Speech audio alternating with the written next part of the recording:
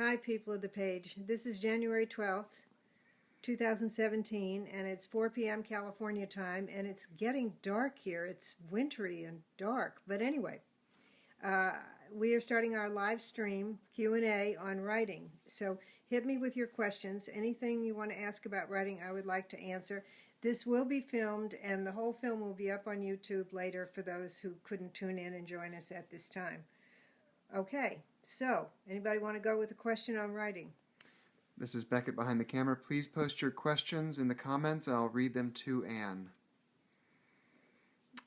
All right, well, I'll start off with a question. So, an outline. Do you ever outline?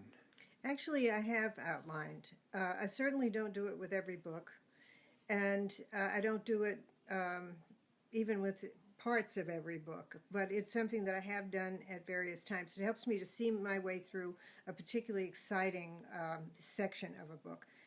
On Prince Lestat and the Realms of Atlantis, I outlined the first section, and that was very helpful. I knew what I wanted to do. I had a bunch of characters I wanted to introduce. I had a line of suspense, but I felt lost, and I got a big sketch pad with a felt tip pen, and I just wrote a rough outline with numbers of the chapters and how I wanted them to fit, and that helped me work it out. But after that, I didn't outline the rest of the book. You just sort of feel your way through it or That's think your way right. through it? Yeah. That's right. But I think outlines can be very helpful. You know, one thing I want to emphasize here, and it's very important, is I don't think there are any rules that apply to all writers.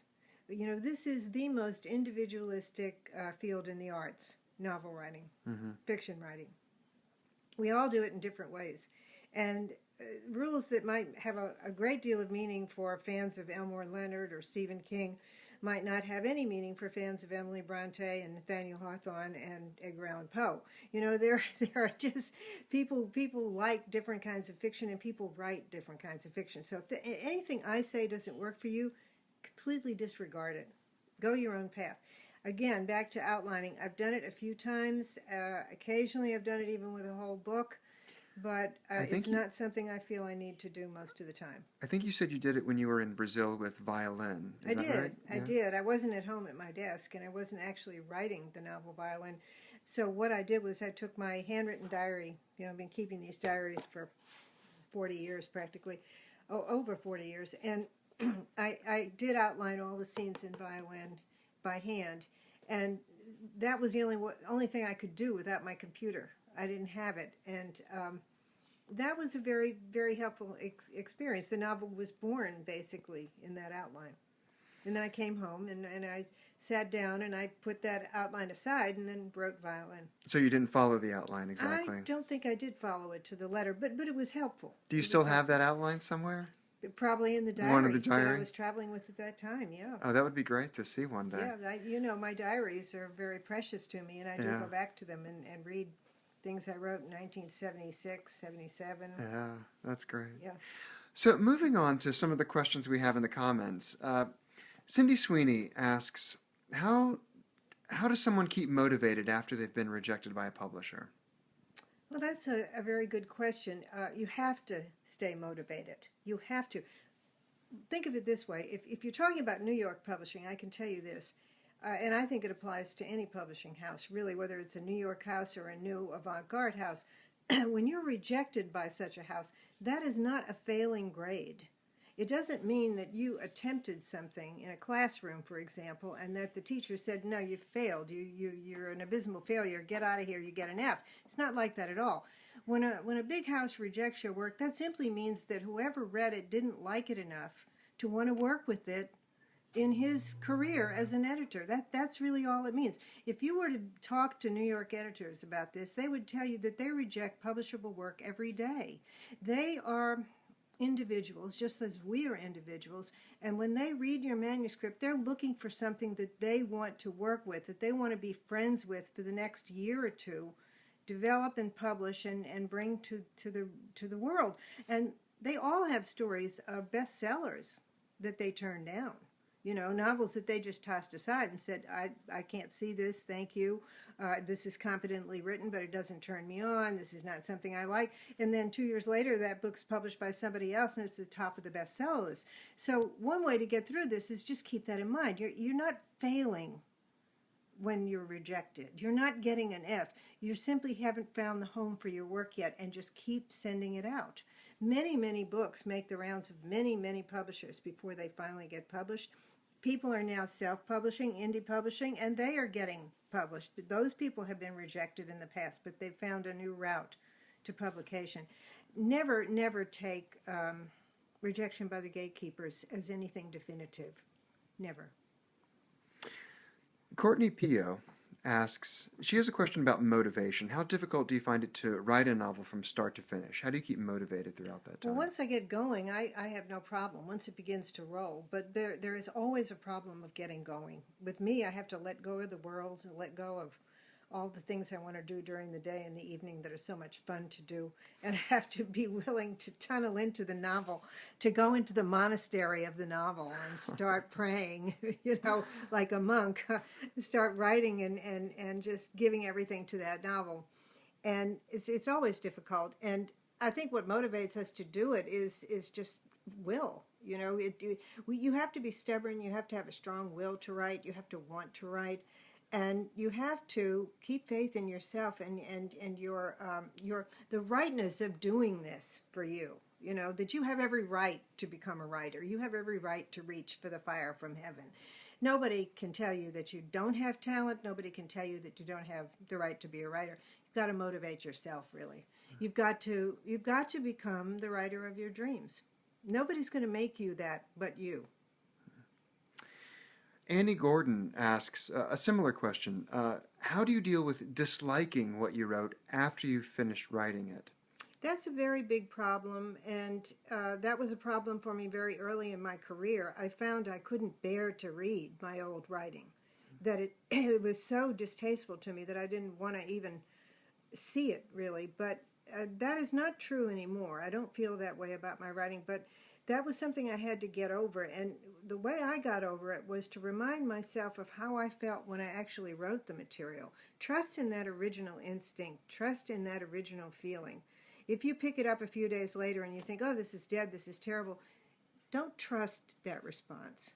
Don't trust that. Put it aside for a little longer and think a little bit about how you felt when you first did it and how good it seemed to you.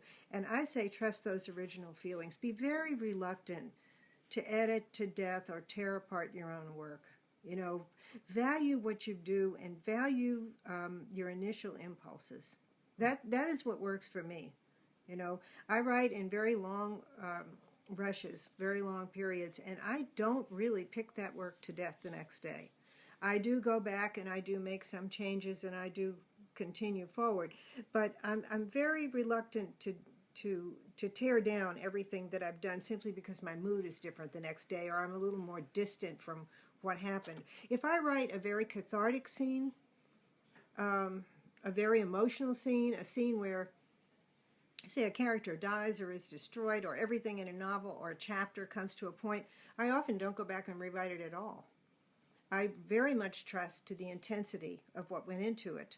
And only, months later maybe, when the whole novel is being proofread, copy edited, then I go back and I look at that scene because I'm very respecting of the emotion and the intensity.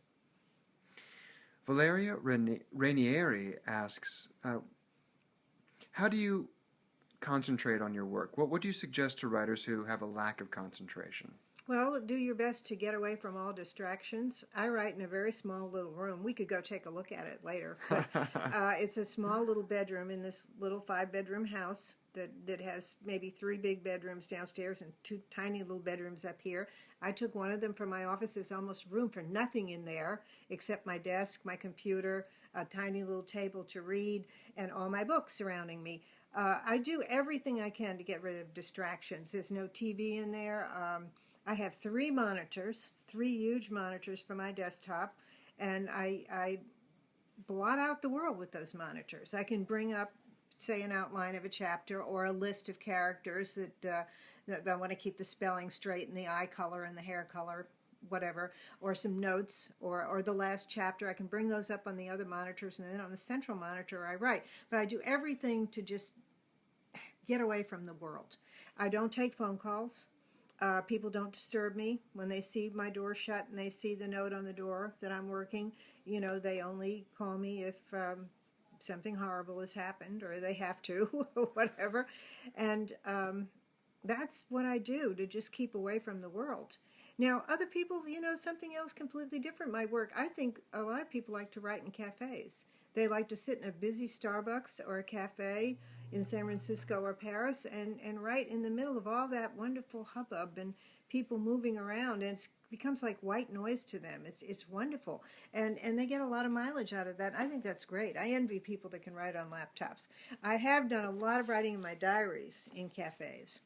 And I know that being lulled by the motion and the activity around you, it's as if all the brain waves are sort of kissing you and comforting you, you know.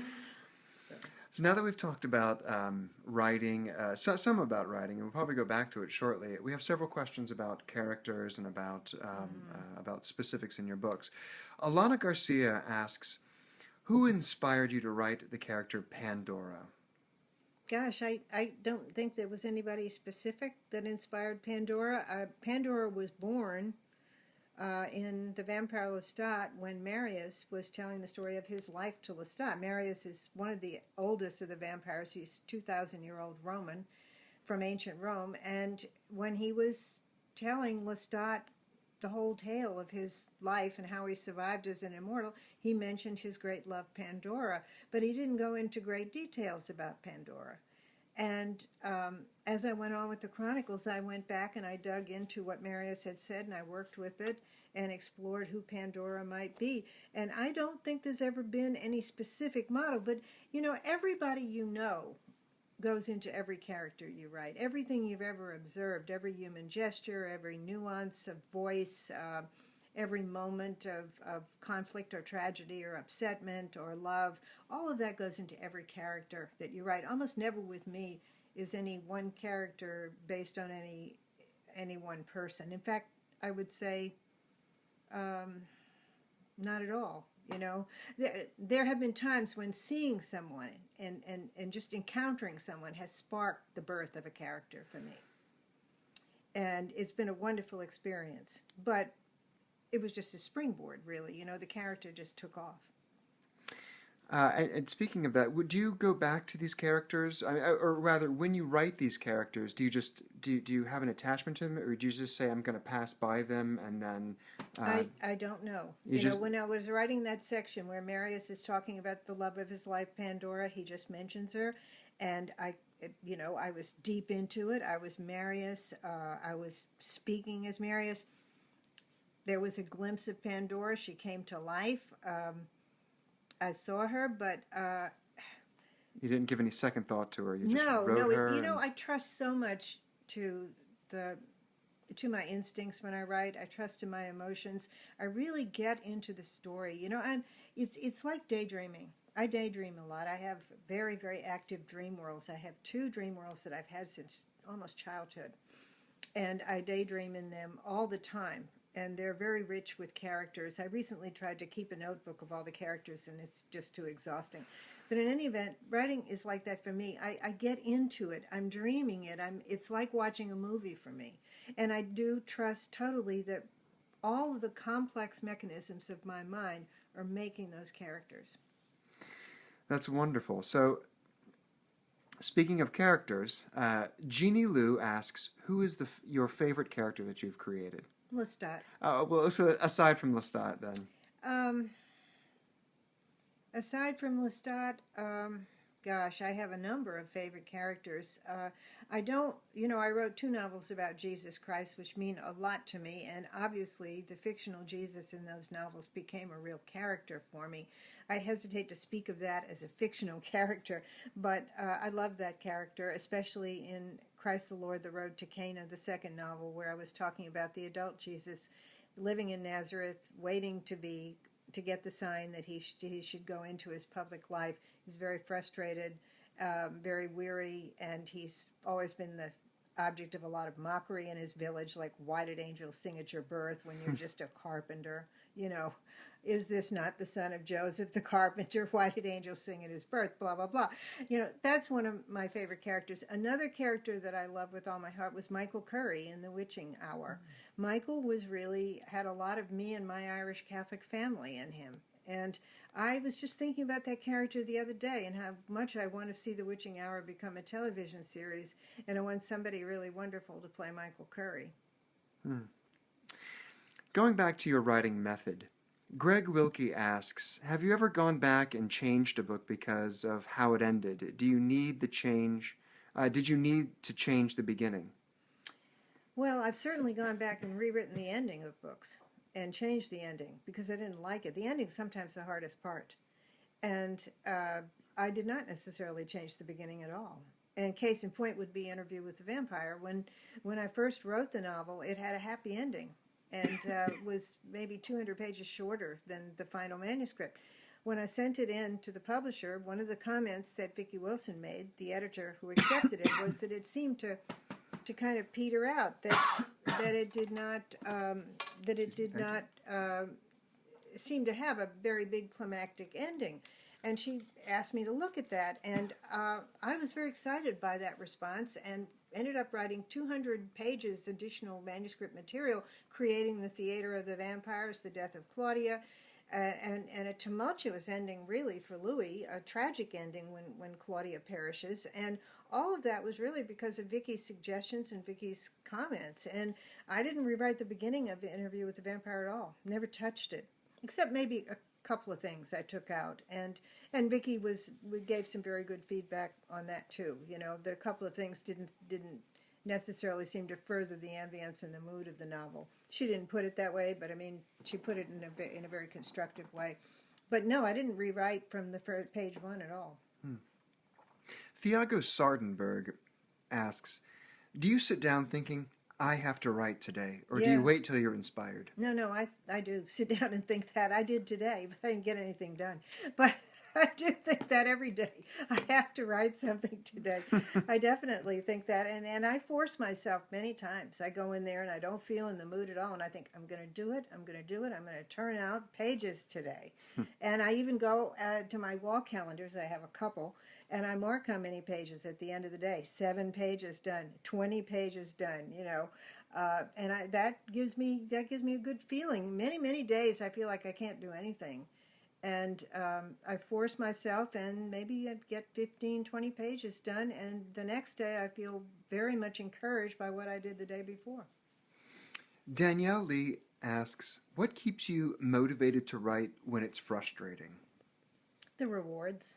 The fact that there's no high in the world quite like having a finished novel out there, going out to meet its audience. It's the greatest high imaginable. It's truly like giving birth to a child. Our novels are our babies, and there's no question about that in my mind. I have received a lot of criticism and heard a lot of criticism of writers saying that their books are their babies, but they are indeed our babies, there's no question. And we hope they will survive beyond us, just as we hope our real children will survive beyond us. And that's what keeps me going. The knowledge that if I just do this, if I keep working, if I keep doing this, no matter how difficult, I will have that novel in my hand, and it means everything to me to do that. That's what I want to be. I mean, I want to be a writer of novels. I want to have another novel this year, you know, about Lestat before I go into 2018. Daphne Mitchell asks, do you ever come up with the ending of a book and then write the book from the back forward? Or? Yes, I have.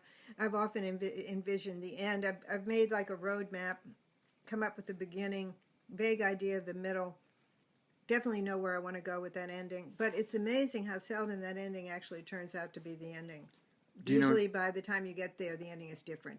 Any published books that were that way? What I thought of the ending first? Yeah. No, it's usually with me, it's a matter of the beginning and the ending. But no, except maybe Violin. Oh, okay. But I'm not sure if that was true. I certainly didn't know with Interview with the Vampire how it was going to end either time in the first draft or the first manuscript or the final manuscript. Trying to think. Some of my novels don't end very well. They don't have very good endings. They end for me, but I get them out there and find out people are very disturbed and they don't think they were very well brought to a conclusion. Witching Hour would be one. which I certainly thought everything was resolved and it had a terrific ending. And people said, "This is not the ending. What happens to Michael? My God, what's going on?" Okay, that was one example. And The Vampire Lestat doesn't really end. It just goes on. Lestat is on the verge of a new adventure as the novel closes. And he's just told us the story of his life. He had this great plan to become a rock star, to tell all the secrets of the vampires. It stirred everybody up. There's a lot brewing, and boom, it ends. Like, stay tuned. Queen of the Damned is the direct follow-up. Now, Queen of the Damned, that was an example where I conceived of an ending pretty early on. That was one of the most structured and thought out novels I ever wrote, Queen of the Damned, because I wanted to tell the story of the twins and wanted the twins to converge on Akasha, and wanted things that had meaning for the twins, Makari and Maharat, things that had meaning for them and things that people were seeing in visions all over the world, the vampires of the world. I wanted all that to have meaning in a climactic scene, and it was very difficult to do it. It took a lot of daring, a lot of guts, and I felt like I pulled it off, and it was quite an experiment for me.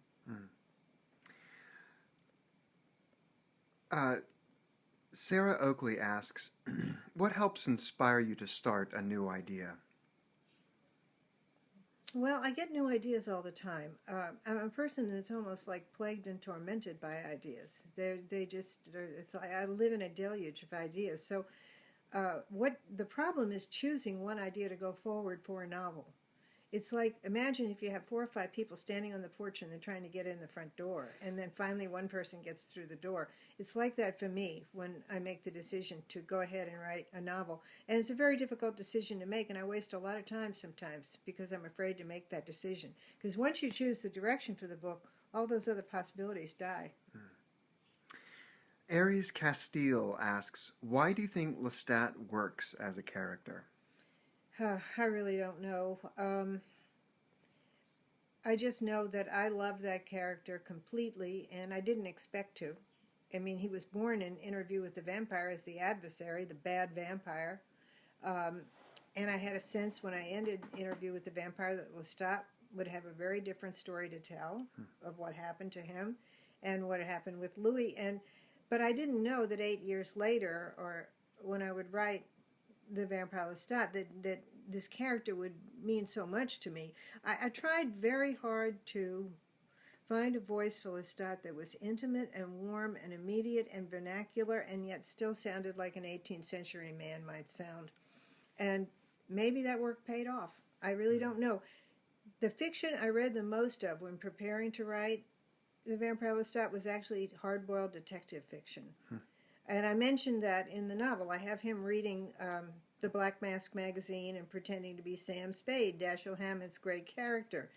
And I actually read a lot of Dashiell Hammett, James M. Cain, and Raymond Chandler to get Lestat's voice. I wanted the immediacy I found in detective fiction, hardboiled detective fiction. And I wanted that for Lestat. And so I think I got a lot closer to Lestat than I ever got to Louis in Interview with the Vampire. I never got to Tonio in Cry to Heaven or my characters in Feast of All Saints. And some fusion took place with me and Lestat.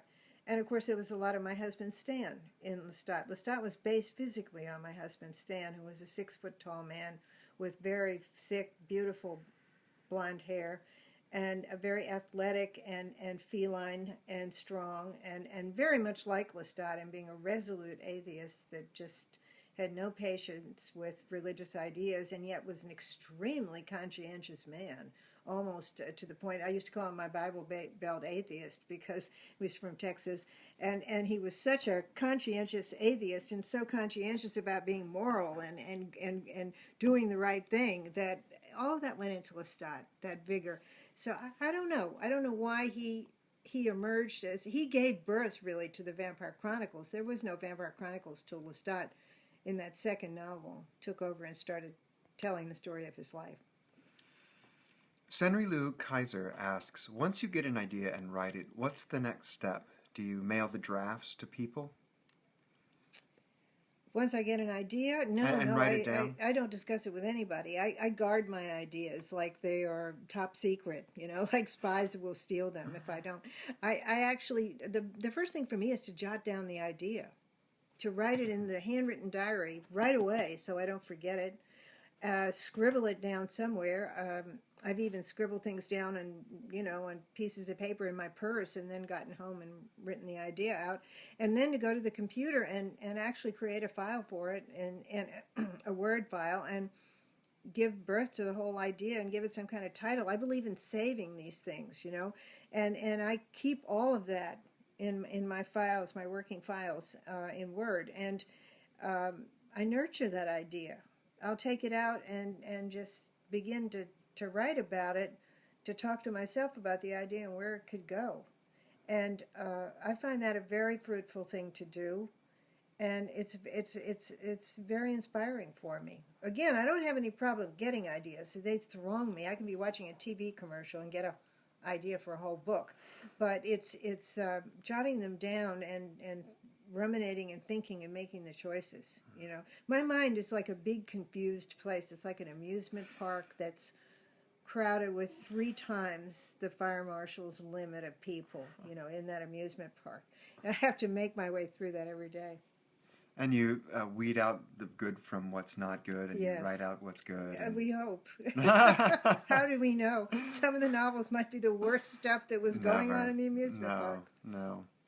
Leslie Caputo Welch says that your research is extensive. Mm-hmm. Do you still research before writing? And maybe you can also talk about your research. How much research do you put into your writing? Well, there are 2 things I could say about research. Number one, I do it all the time for fun without any novel in mind. I simply read history, archaeology, books on current events, books on anthropology. I do this all the time because I love to do it. And ideas come to me when I'm reading all these books that I love to read. I read a lot more nonfiction than fiction.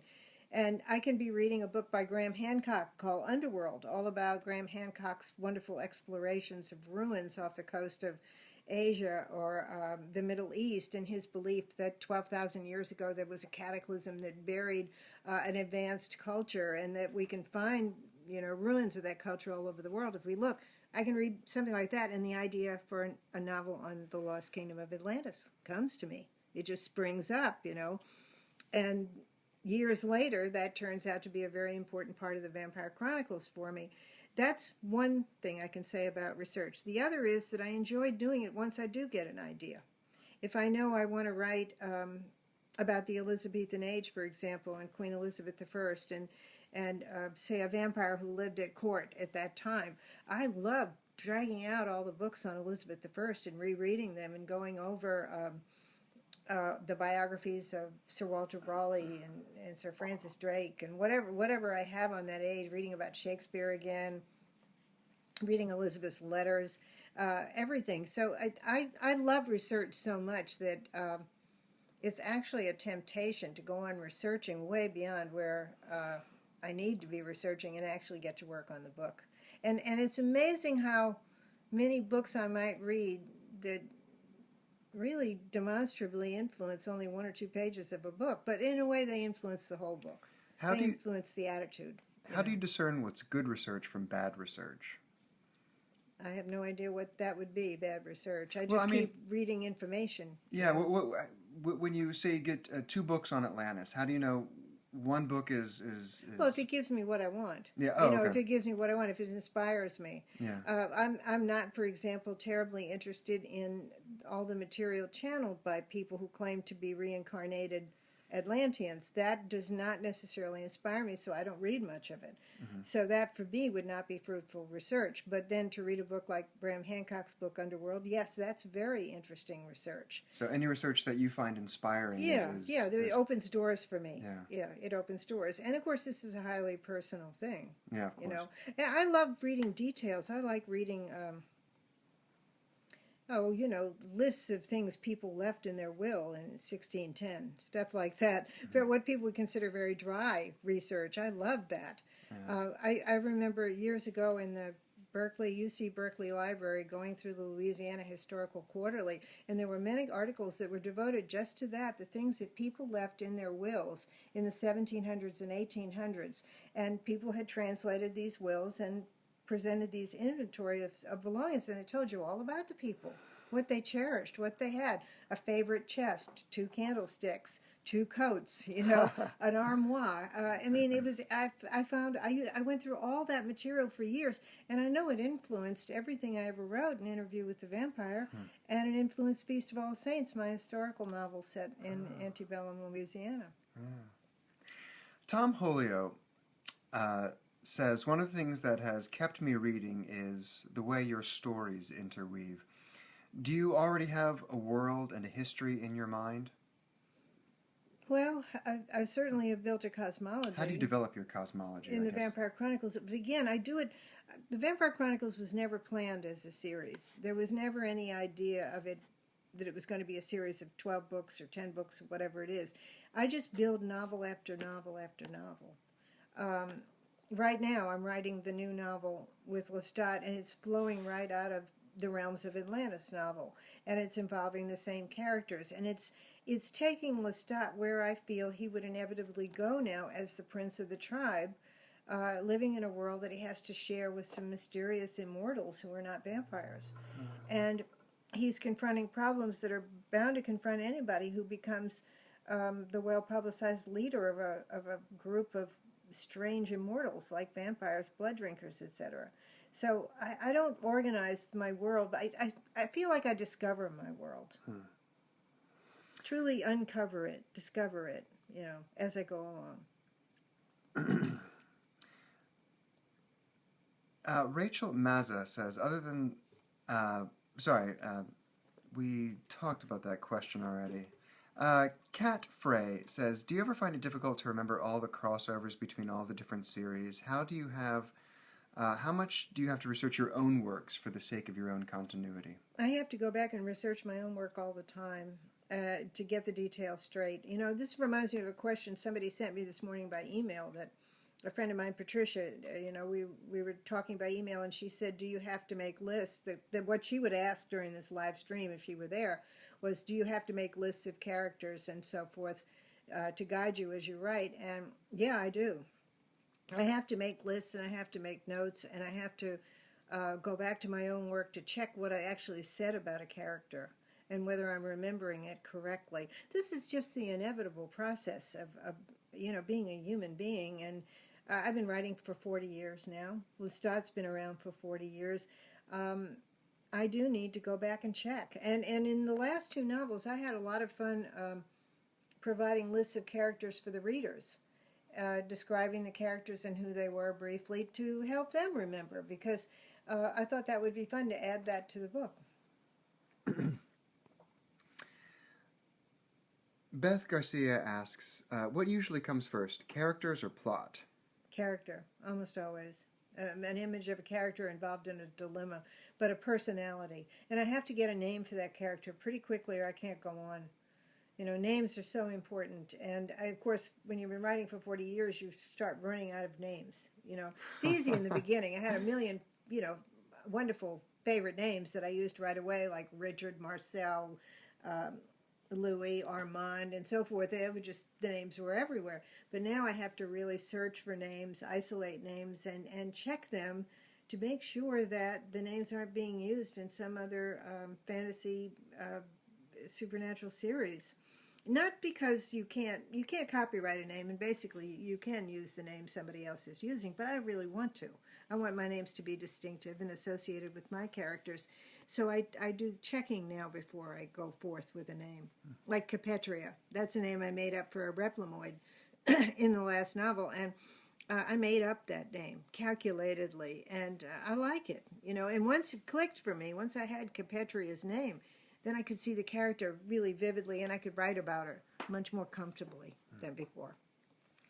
Genevieve Stutz asks, how do you overcome self-doubt? It's a constant battle. It's a constant battle. It's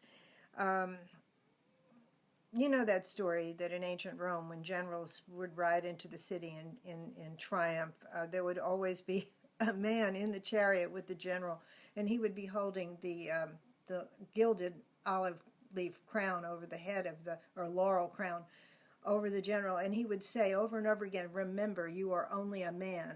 Remember, you are only a man." That was this guy's job. You know, imagine the mob's screaming for you. You're a great general, and you're turning this way and that, and the emperor's waiting for you, and the capital is up, the forum is up ahead, and here behind you is this little guy saying, "Remember, you're a man. Remember, that's all you are. You're just a man." That was the gist. But anyway, we authors are always being reminded of that. You know, we're just human beings. Who are you to write a novel? Who are you to tell somebody they ought to read your latest work? We get that a lot, and we have to overcome self-doubt. We have to fight. We have to get mean about it to those voices in our head that say, well, "What makes you think you can be a writer?" You know, and you have to get mean to them and say, "Thank you for sharing, but I'm going to be a writer. That's the way it is. I'm going to do it. If you don't like it, get out of here." You have to get tough like that. It's a constant battle. Aaron Kathleen asks, do your ideas and characters ever get so strong they keep you up at night? Oh, yeah. Yeah, very Is there a way much to so. turn them off, she asks? That's a hard problem for me. After a day of writing, I often can't shut down my mind in the evening. It's very, very difficult. In the old days, of course, there were a lot of bad ways to shut down my mind, like drinking, getting drunk, but I haven't had a drink since 1979 and have no intention of taking one. So that method of shutting down my mind is gone. But what I do now is plunge into some very restful television watching, and it always involves plots and narrative, but they're different plots and different narrative, and I get away from my own characters. But yeah, the characters can keep you up, and you can be kept up too by something unresolved, that you're just not happy with the way a chapter ended before you went to bed. And it's nagging at you. And sometimes I say, you know, I ask my mind, "Help me solve this while I'm sleeping. Help me come up with a solution so that when I open my eyes 5 hours from now or 6 hours from now, maybe I'll see something that I'm not seeing right now." Well, I'm scrolling through these questions, and many people are wondering about personal details about New Orleans and about about any other thing. Okay, so here we go. Sarah Craddock asks, do you have any full finished novels that you've never published? No, well, only the one that was my master's thesis at San Francisco State University, a novel called Catherine and Jean. But I would never want that novel to be published. But no, everything I've written since Interview with the Vampire was published, everything I've written has been published. You know, there's never been any question, thank heaven, about that. Mm-hmm. By the way, I want to thank Sarah Craddock for posting about her work on our page. I've invited indie authors to post on this Facebook page and tell us about their work and provide links to their work. And I want to thank all of you for doing that. Sarah has done it, or someone else has posted about Sarah's work. And I'm so glad to see this. And I want to encourage all of you guys on the page, take a look under visitor posts and look at all the wonderful cover art and the titles and the links that indie authors are providing to their work, and take a chance on an indie author. Check it out. Some of these novels are very inexpensive on Kindle. You could buy the novel for $2.99, $3.99. I checked that today myself to see how that pricing was going. Most of these novels are available in very attractive trade paperback editions. Give them a chance. We are a community of writers, and I really welcome indie writers to the page. And again, thank you, Sarah, for posting about your work, and thank you for being you. Jacqueline Elizabeth Chitwood says, I want to write, but I have a hard time getting what I have in my head onto paper. Do you ever experience this? What works for you? Well, I think one thing is to discover it on paper. Don't think too much about it in your head. As soon as you get the idea, don't overdo it in your mind so that you're left with the dilemma of living up to what you imagined. Go and develop it at the keyboard. Go right in and sit down and start developing it on the page. That's one way to overcome that. If you think it through too much beforehand, you may be desperately trying to get back to a moment you had at 10 p.m. when it all seemed very beautiful to you. But just jot down enough to remember that's what's important, and make that jotting down and make that writing the next day, make that where it all comes to life. You know, but again, if this doesn't work for you, disregard it. But that's what works for me. Nicholas Rue asks, do you ever regret killing off a character? Yes, I do. Can you name any of them? Armand. I killed him off in Memnoch the Devil and immediately regretted it. I went to a big signing at the Costa Mesa Mall, and a gang of people showed up with Armand Lives t-shirts, and they were very upset that I'd killed Armand, and I thought, darn, I really made a mistake. I should never have killed Armand. This is bad. This is really bad, and I brought Armand back. I brought him back in his book, The Vampire Armand, and I explained how he didn't die, how he survived, what happened to him, and how he met Benji and Sibel, these two strange little rebel people living in New York, and how they helped helped rescue him from his immolated state, you know, where he'd gone into the sun and really tried to kill himself. And I think trying to kill Armand off was one of the worst decisions I ever made. You know, so I'll always love those people who showed up at that mall with those shirts, because I sat there thinking, you are right. I did a stupid thing there, a really dumb thing. Armand lives. It's true. And that was 1995. 1994, I think, Memnoch was published. Yeah. Okay. All right. And I guess it was a signing from Memnoch that they came with those shirts. You know? Armand lives. I thought, wonderful. Ophelia Darkly asks, are there any rituals that you partake in during your writing before that help you get into writing? Well, it can help me a lot to have a bottle of water right by the keyboard. It can help me a lot to have a pot of coffee by the keyboard, because then I don't get up to get coffee. I don't get up to get a drink. I stay there and I keep writing, and I drink that coffee and drink that water. And that helps a lot.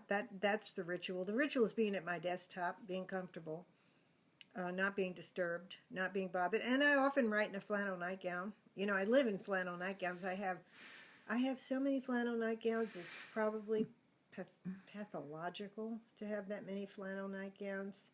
They're all long flannel nightgowns and long sleeves. But in any event, everybody who knows me personally is very used to seeing me in a flannel nightgown. And that's been going on for years. And that helps, to be in my comfortable flannel nightgown, to have socks on, not shoes, but socks. And to have those fluids going, and to have a perfect setup. That's what helps me. The environment. Again, I envy the people that can write on a laptop anywhere. Should we keep going? Well, let's see. We've been going for 40 minutes. Why don't we go for another 5 minutes? Sure. Is there anything that maybe is different that we haven't answered? Let's see. Well, as I look for that different answer, a question, Troy Linkus asks, which do you prefer writing about, vampires or witches?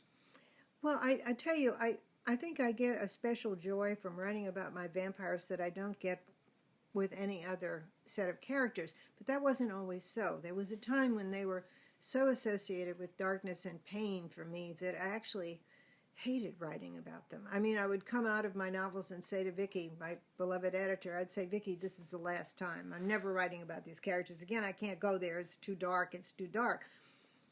That's not true now. And, you know, I live in a state that borders on depression and despair, but it borders on depression and despair. I never quite fall into either one, but I'm right on the edge, and I need to be with the vampires now. They are feeling the pain that I feel, and I really need to write about them. But actually, once I get into my novels, whether I'm writing about the witches in the Mayfair series, or Reuben and the werewolves in the Wolf Gift, or Jesus Christ and his family in the Christ the Lord novels, I'm just so totally into it that there's nothing else. You know, nothing else matters. Megan Correa asks, how long does it normally take you to write a book? The ideal time for me to write a book is about 2 months.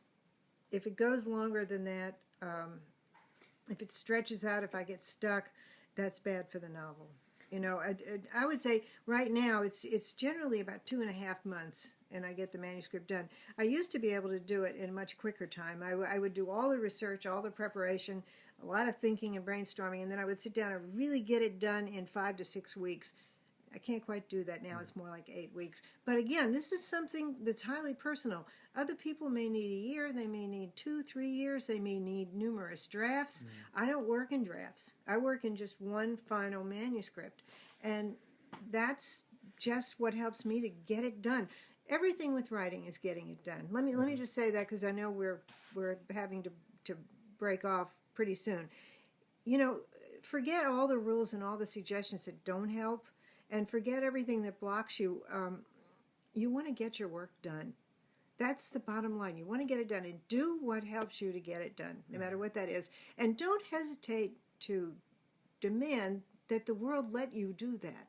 You have every right to think of yourself as a writer, whether you've ever published anything at all. And you have every right to say to yourself, I'm a writer. That's what I am. That's what I'm going to be. And I'm going to do that, and I'm going to go ahead with that. And walk through the world as a writer in your own mind and heart, even if you have nothing yet to show for it. And don't listen to the people who don't get what you write. Early on, when you finish your manuscripts, there will come that joyful moment when you share it with a couple of friends. One friend will be over the moon about it and say, this is so brilliant. I had no idea you could write something like this. This is wonderful. I loved it. Another friend will say, well, I really just didn't care for that at all. I just thought that was sort of well, it's good you did that. It's good you got that out of your system. Just walk away from that friend. Don't take that seriously. Never take a response as definitive to your work. Just look for the other people. Go to other people. Find people who will feel as strongly about it as you feel about it. Believe me, they're there. I have gotten a lot of rejection in my life. A lot of rejection. I've been told I had no talent, that I had no natural feel for writing, that I wasn't a natural writer, that I wasn't a real writer. I've been told just about every bad thing you can say to somebody to stop them from being a writer, and I've ignored all those people all my life. That's great. Should we do one more question, or do you want to say? Let's do one final question. All right. Monica Martinez Takari asks, well, we've talked about naming characters. What about titles of books? She said, how do you find a name for a book? Oh, that's a thrilling part, I think, coming up with the title. It can be very simple, like The Vampire Lestat or The Vampire Armand, but it can also be a great moment of getting a bit of poetry to work, like Cry to Heaven, That's the title of my novel about the castrati, and it's based on the fact that the church feels that there are some sins so terrible that they cry to heaven for vengeance, and one of those sins is being cruel to a child. And the castrati of the 18th century were, of course, children who'd been castrated to preserve their soprano voices as men. And that is a terribly cruel thing to do to a human being. And Cry to Heaven seemed to be the perfect title for that novel. The Feast of All Saints, that is the name of a holy day in the Catholic calendar. That seemed the perfect title for my novel about the free people of color in Louisiana. It's thrilling making titles. And it's very discouraging to see people change your titles. I've never had an American publisher even suggest changing a title. Well, actually, they have made some suggestions and changed some things about the titles, but foreign publishers often change the title. And with reason, it doesn't mean the same thing in their language as it means in mine. And it can be very jarring to pick up my novel and discover that it's a completely different title in Dutch or in French or in Spanish or something. It can be quite shocking. But I love working on the titles, and I love looking for poetic titles. I really do enjoy it very much. Well, as we sign off, I'm going to show Anne what I see from my perspective, and I want you to hit your reactions, everyone. Show Anne your reactions when This is what I look at right here. I see everyone's comments, and then all their reactions. Everyone is just saying, really? saying all these little floating hearts and that's amazing. all these little likes. So as I'm reading these questions, everyone is just reacting to it, just showing so much love. Well, listen, I've enjoyed this so much. Goodbye to everybody. Thank you for participating in this. And if you'd like us to have more live stream Q&As, please let us know and tell us what you would like to talk about in these live stream Q&As, because we really enjoy doing it very, very much. And I so appreciate you all, the people of the page. I can't tell you. I mean, I say this over and over again, but it's really true. You give me a lot more than I could ever give you. Thank you.